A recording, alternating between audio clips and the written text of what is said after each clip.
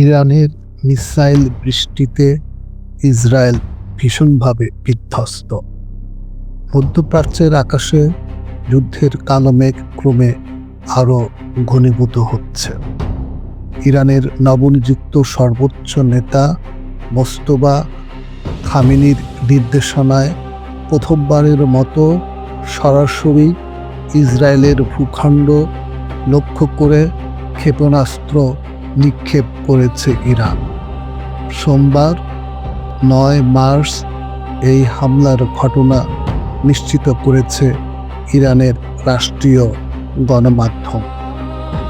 সর্বোচ্চ নেতা Ayatollah Ali খামেনির উত্তরসূরি হিসাবে দায়িত্ব নেওয়ার পর এটি মোস্তফা খামেনির শাসনামলের প্রথম বড় সামরিক পদক্ষেপ।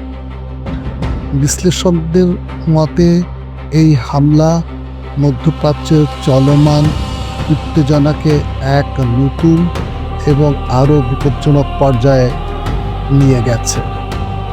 ইরানের রাষ্ট্রীয় সম্প্রচার মাধ্যম IRIB তাদের অফিসিয়াল টেলিগ্রাম চ্যানেলে এই হামলার খবর প্রকাশ করে।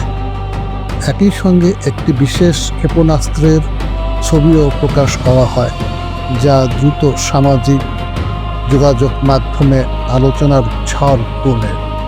ছবিতে দেখা যায় ক্ষেপণাস্ত্রটির গায়ে লেখা "আপনার সেবায় প্রস্তুত, Saeed Mustafa".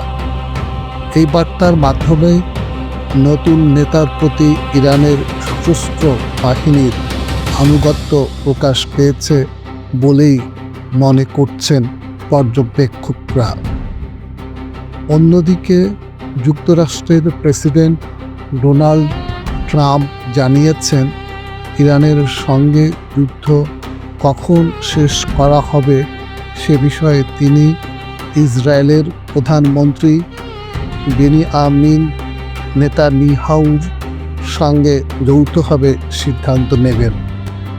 The Times of ইসরায়েলকে দেয়া এক সাক্ষাৎকারে ট্রাম্প বলেন, বিষয়টি নিয়ে দুজনের মধ্যে আলোচনা চলছে এবং সঠিক সময়ে সিদ্ধান্ত জানানো হবে। এদিকে ইরানের দাবি, যুক্তরাষ্ট্র এখন নিজের ফাঁদি নিজেই আটকে গেছে।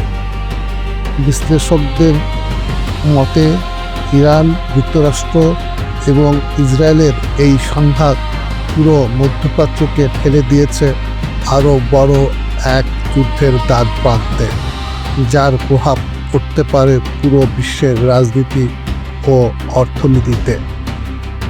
আপনি কি মনে করেন, এই সংঘাত কি সত্যি একটি বড় আঞ্চলিক যুদ্ধে রূপ নিতে যাচ্ছে?